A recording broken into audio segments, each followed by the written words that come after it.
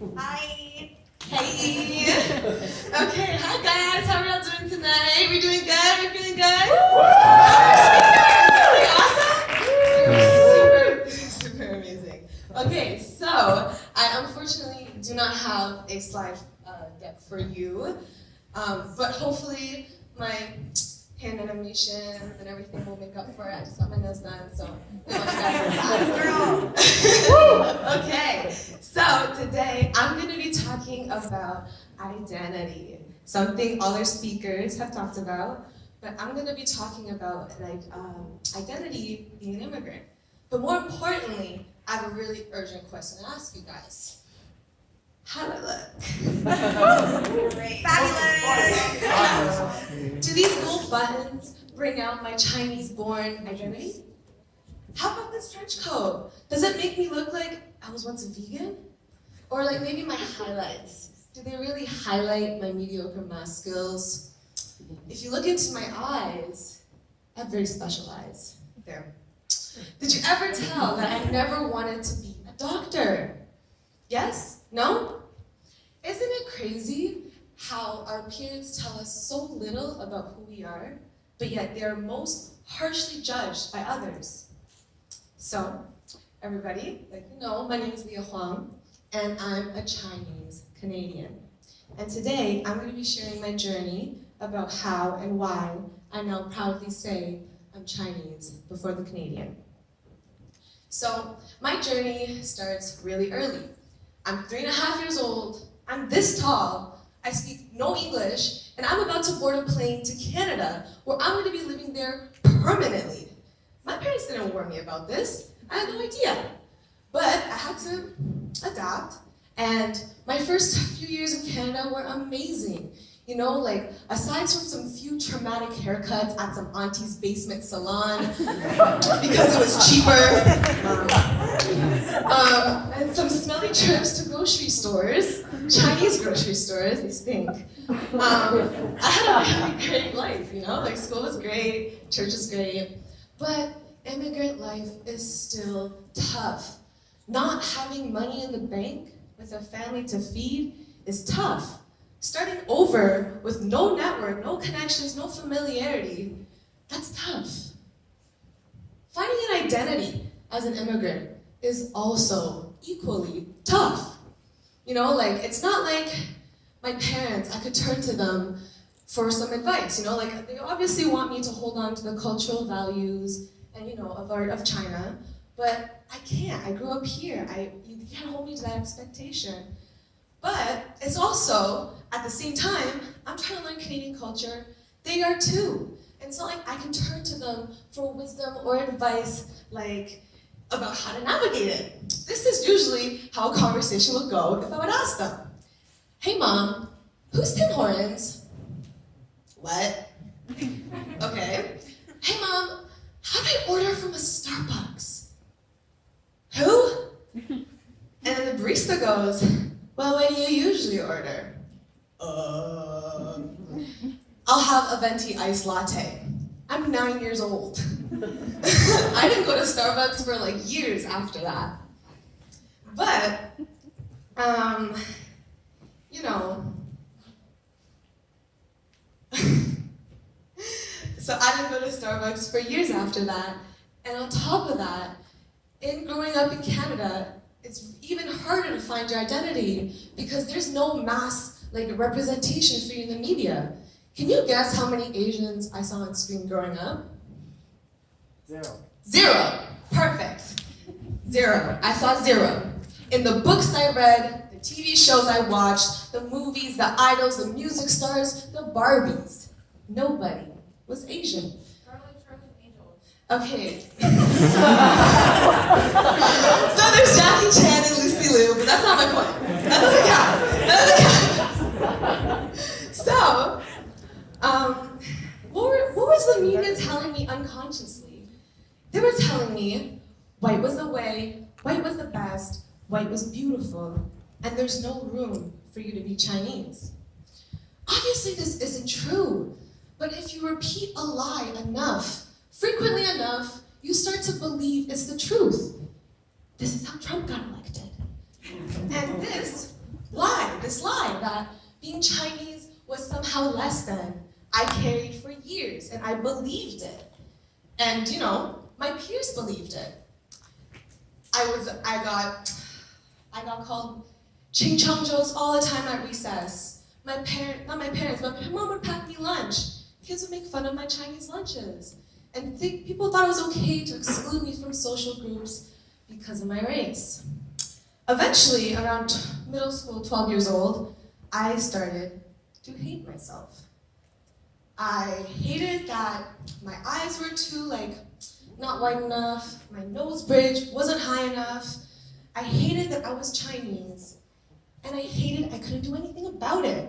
So, what did I choose to do? I buried it. I buried my Chinese identity. I asked my mom to pack me Lunchables. I wore Aeropostale, like you. I acted like Sharpay from High School Musical. And I'm so sad to say, this worked. This strategy disturbingly worked. The whiter I acted, the more my peers accepted me.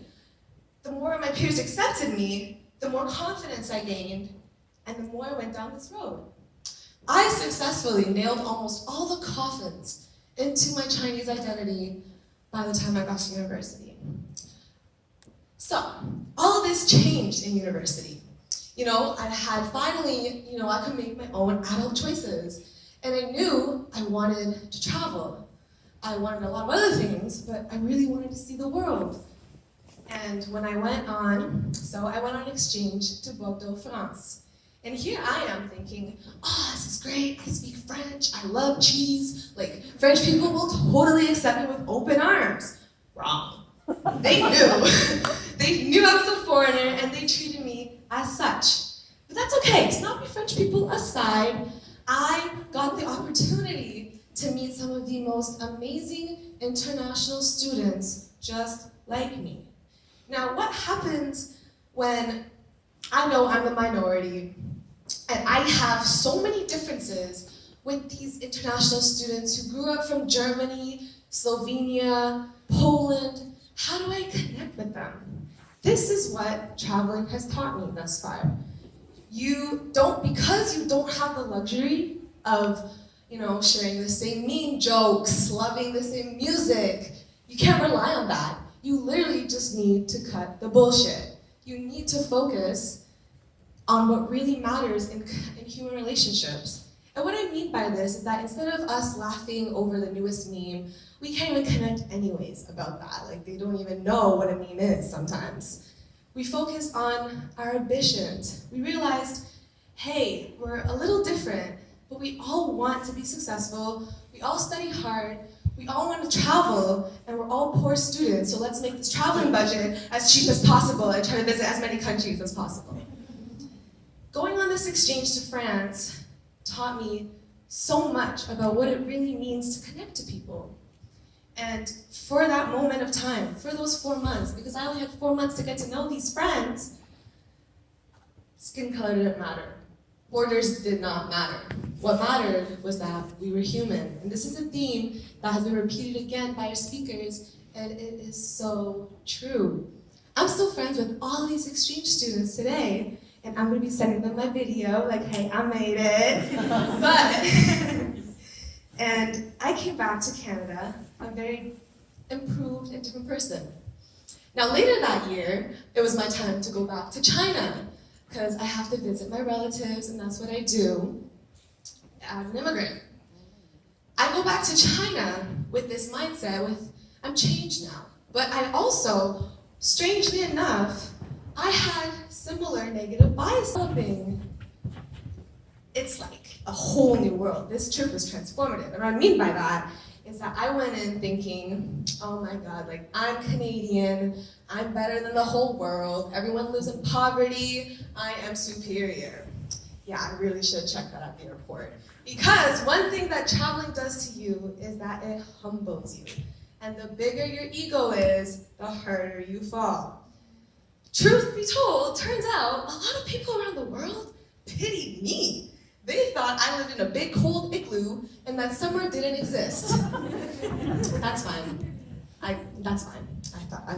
Anyways, so I'm in China, and this is the point where China is super, super developed. Like, China's hot.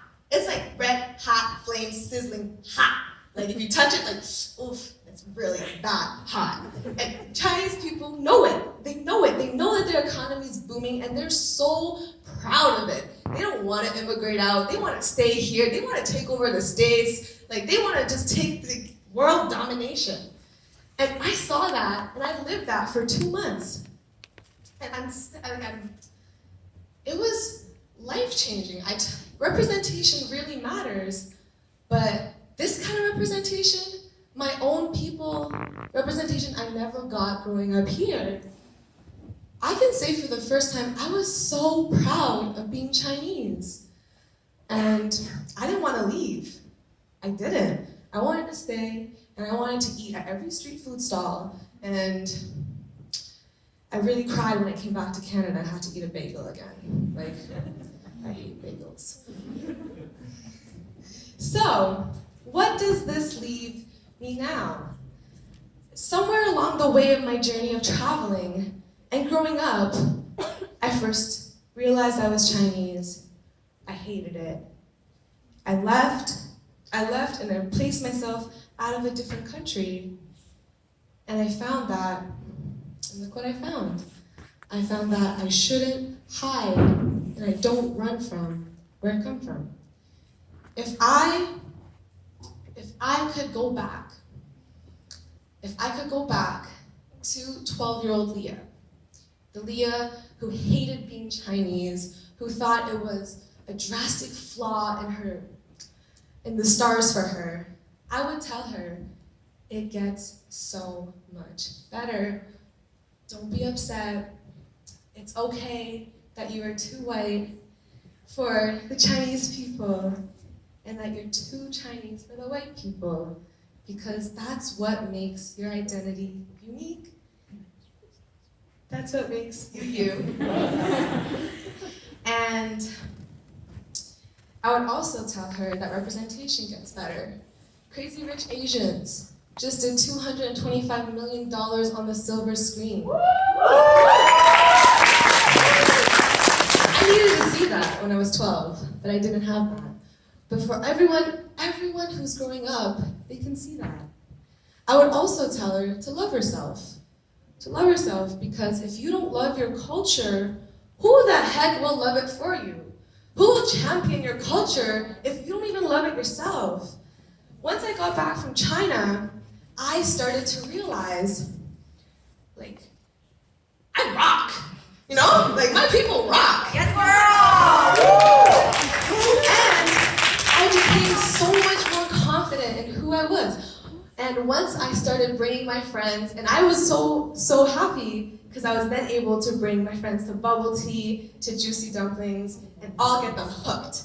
It's a weird flex, but okay. But okay. Because I figured out my Chinese identity, or I accepted it, I was able to focus my energy on other things. I'm able to focus it on other things. And it's really important that you don't listen to the borders you create for yourself.